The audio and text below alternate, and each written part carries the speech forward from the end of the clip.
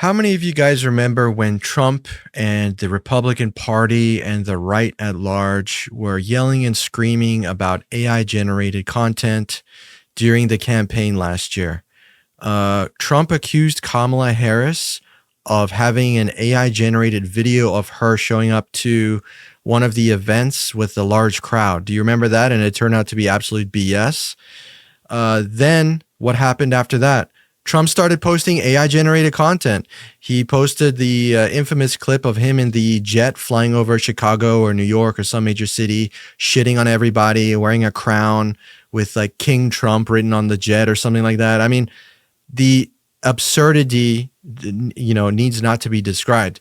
Well, here we go again with the right picking up and doing AI slop commercials targeted at Janet Mills. In a state desperate for common sense, one governor will deliver a shocking collection of policies. Introducing the Janet Mills Collection, featuring a confusing choice that forces girls to compete against biological males, which will come with a no parent permission required estrogen kit. Keeps parents completely in the dark while their minors take prescription hormones. Or try the Family Enrichment Ensemble, where Maine kids face the risks while Mills own family benefits at Maine Health. The Janet Mills Collection. Policies nobody likes, at a price Maine kids shouldn't have to pay. Mike, would you like to tell us, please, why they created this ad and what the historical context is there? Because this is very interesting.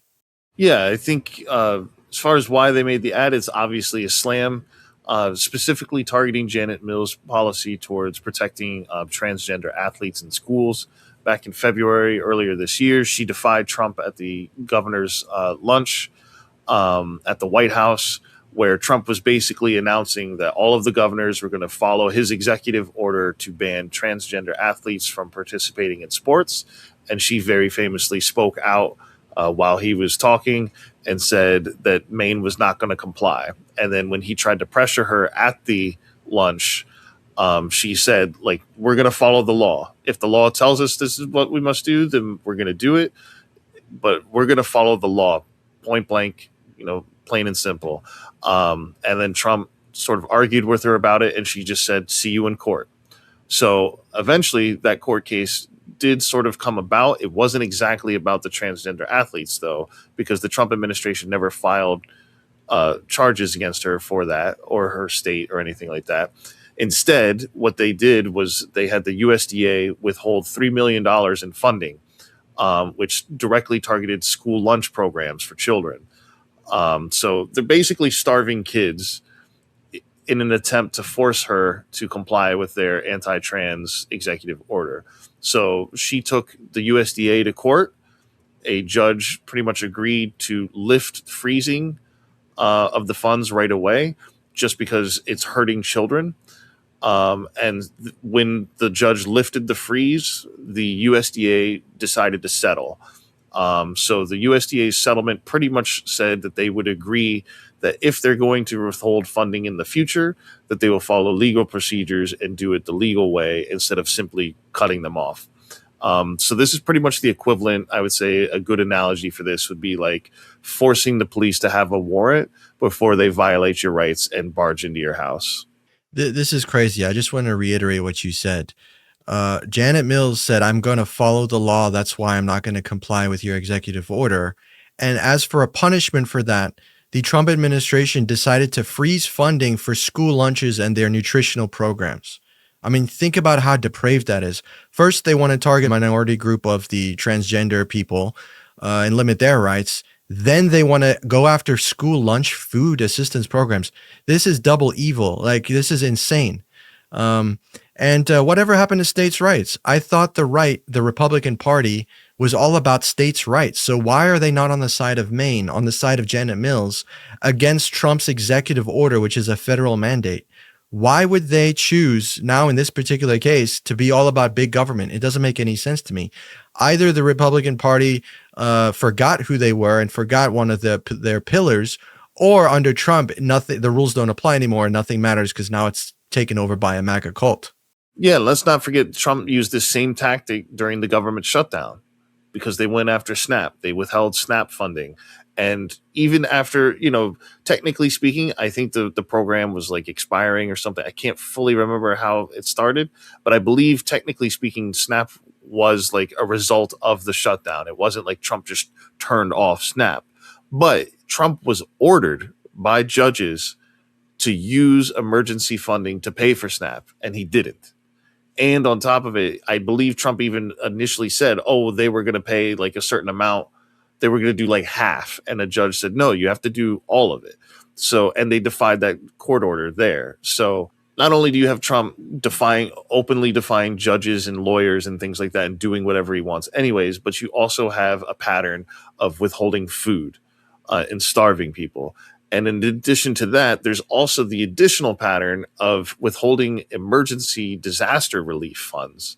The California wildfires happened, and they're still not receiving proper funding for that.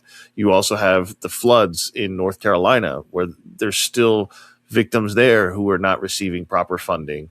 And Trump has threatened again and again, every time that there's a state or a governor that comes out against him, he threatens to withhold funding to them. I mean, we even saw this with New York when they were electing Zohran Mamdani. Trump said, I will come in and take over New York City as, you know, from the White House. I'm going to take over New York City. And the right had no problem with this. They cheered it on. Good. Trump's fighting back. But it's like, is that not government overreach? Is that not Big Brother? Is that not big government? Isn't this the thing that the Republicans fight against on a daily basis? And fun fact, Zohran Mamdani was also the victim of AI slop. Governor Cuomo, he used AI footage that artificially inflated the size of Mamdani's beard to make him seem more like Islamic, and it really laid into the Islamophobia that he was pushing in his campaign. So clearly people are sort of comfortable using AI for whatever they want. I mean, you've got the White House, as you mentioned, Emmanuel, where Trump is making videos, or excuse me, I don't think Trump made that video, but he's reposted these videos of AI slop.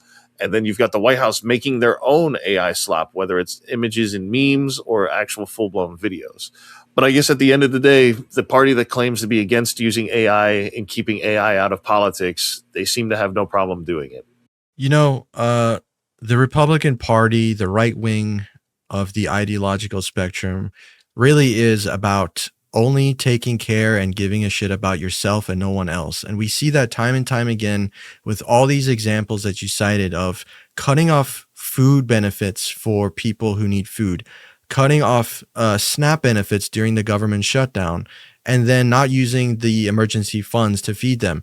You know, this is what happens when your ideological movement does not have any real agenda or morals or values that it stands for anymore. You know, the Republican Party at least used to have, like I mentioned, states' rights used to be a thing. We want small government. We want a conservative budget. We want to, you know, rein in things and give more liberty to people, et cetera, et cetera. Why does it seem like they're doing the opposite of all of those things they once stood for now? You know, allowing people to express themselves as they choose is a form of freedom that they want to deny other people. Allowing people to get married to whoever they want to is a form of freedom that they want to deny other people. I don't understand how this party that once stood for so-called freedom and liberty are the ones championing restriction and live the way that I want you to live. It doesn't make any sense to me. And Trump has just taken over that party, fittingly so, and put it on steroids, because Trump is only doing now what Trump wants. And he's saying all these things to appease everyone around him, and especially the billionaires and everything. But when you look at Trump's actions, everything he does is for him, not for you, not for anyone else. That's why we don't have a healthcare plan from this man after like a decade of them saying that they're going to have it out in 2 weeks. That's why he's not doing anything about the housing crisis, and we just did a video on that. That's why he's not doing anything about the job situation with AI swallowing everything. That's why he's not doing anything about the economy that he's destroyed through his tariffs, because he likes the tariffs because it makes him, it's like his rubber stamp that he put on America. It's like, I did the tariff thing. You know, but while failing to mention the destructive things that it's done to this economy, from farmers to the tourism industry to all other sectors combined. This man is destroying this country at a rapid pace, and I hope the more we cover and talk about him, the more and more people wake up and see what he's really doing.